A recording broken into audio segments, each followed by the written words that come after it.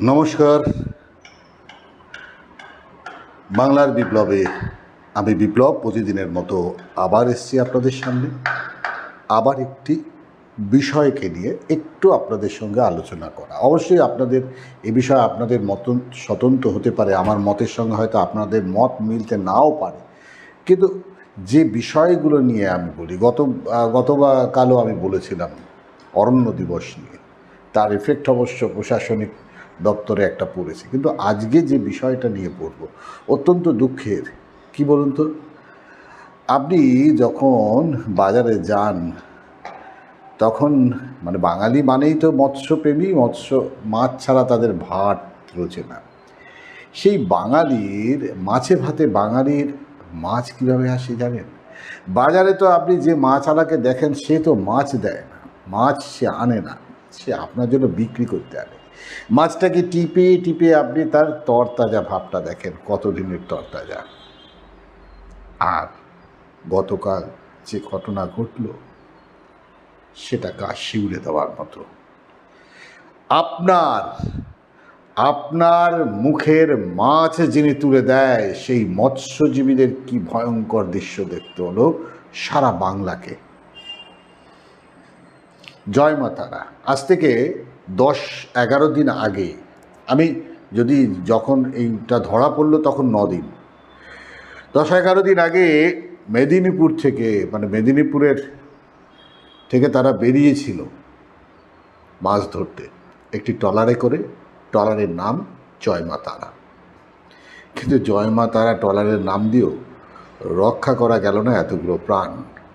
দীর্ঘ 9 দিন ধরে কোনো যোগাযোগ করতে পারছিল না, তাদের সঙ্গে কোনো যোগাযোগ ছিল না। 9 দিন পর কোথাও হেলিকপ্টার করে বন বিভাগের লোক, ফরেস্টের লোক, বিভিন্ন দপ্তরের লোক যখন তল্লাশি করতেছিল, দেখলো বকখালি থেকে প্রায় 30 কিলোমিটার দূরে সেই ট্রলারটি উল্টে রয়েছে।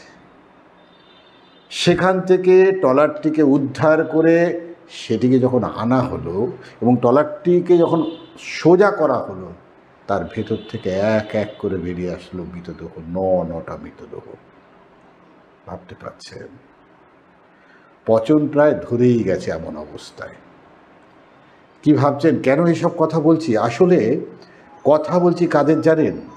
এই যে মানুষগুলো মারা গেল মাছ ধরতে গিয়ে, তারা পেটের দায়ে সামান্য কিছু পয়সার জন্য তারা গিয়েছিল মাছ ধরতে।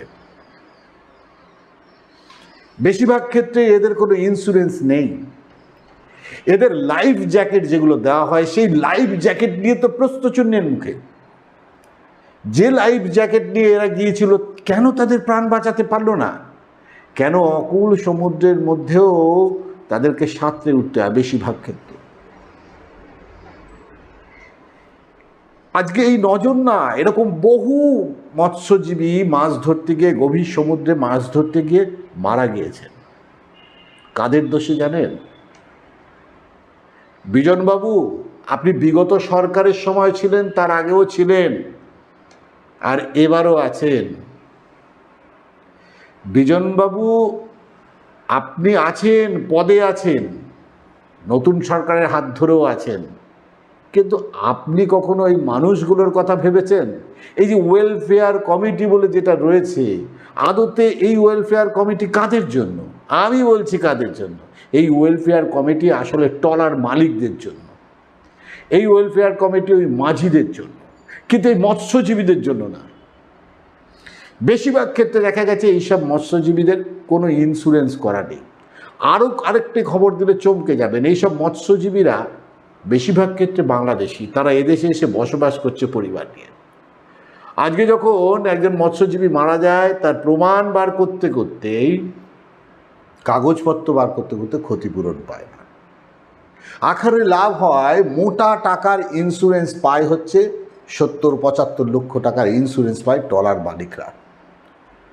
আর সে ভাগের মাল তো আছেই বিভিন্ন এই যে দপ্তরগুলো রয়েছে না বকলমে, সেই দপ্তরের খেটে খাওয়া, আরও অন্তর্নিহিত খেটে খাওয়া মানুষগুলো পায় না। আরও অন্তর্নিহিত অনেক কথা আছে, যে কথাগুলো বলতে গেলে এই অল্প সময়ের মধ্যে বলা যাবে না। এই মৎস্যজীবীদের নিয়ে এক প্রকার ছিনিমিনি খেলা হয়। যে মাঝি থাকে, আপনি জানেন একটা ট্রলার বাইরে বেরোলে 2 লক্ষ টাকা খরচ আছে, কিন্তু যদি সেইভাবে মাছ না পায় তাহলে তো গাল তাদের শুনতে হয়। মাঝির গাল প্লাস হচ্ছে যে ট্রলার মালিক তার গাল। তাই জীবনের ঝুঁকি নিয়ে তারা যায় মাছ ধরতে। আমার প্রশ্ন, আবহাওয়া দপ্তর যখন এই ঘোষণা করে, বিপদের ঘোষণা করে, সমুদ্রের উপকূলে বিপদের ঘোষণা করে, তারপরেও কি করে এরা মাছ ধরতে যায়? তারপরেও এরা কি করে বিপদে পড়ে? আর বারবার কেন ট্রলারের নিচের অংশই ফেসে যাচ্ছে? প্রশ্ন অনেকগুলো। কারা লাভবান হচ্ছে? মাঝি এবং ট্রলার মালিক? একদম পরিষ্কার, সবচেয়ে বেশি ক্ষতিগ্রস্ত হচ্ছে মৎস্যজীবীরা এবং তাদের পরিবাররা। যেমন একটা প্রাণ চলে যাচ্ছে, সেই সাথে একটা পরিবার উজাড় হয়ে যাচ্ছে। দেহ পাওয়া গেলে তো ঠিক আছে, কিন্তু দেহ না পাওয়া গেলে অপেক্ষা আরও 12টা বছর। কি বলবেন আপনারা? বাংলার বিপ্লবে এই পর্যন্ত অনেক কিছু বলার আছে, অনেক কিছু বলবো, তবে মাননীয় মুখ্যমন্ত্রীকে অনুরোধ করব, হাত জোর করে একটু নজর দিন। এই বিজনবাবুর মতো বেশ কয়েকজন মানুষ বিগত সরকারের সময়ও ছিল, এখনও আছে, অদ্ভুতভাবে আছে। এই ওয়েলফেয়ার কমিটিগুলোর উদ্দেশ্য কি?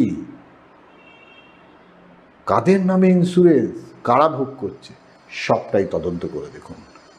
নমস্কার, আজ এই পর্যন্ত। আপনাদের মতামত জানাবেন।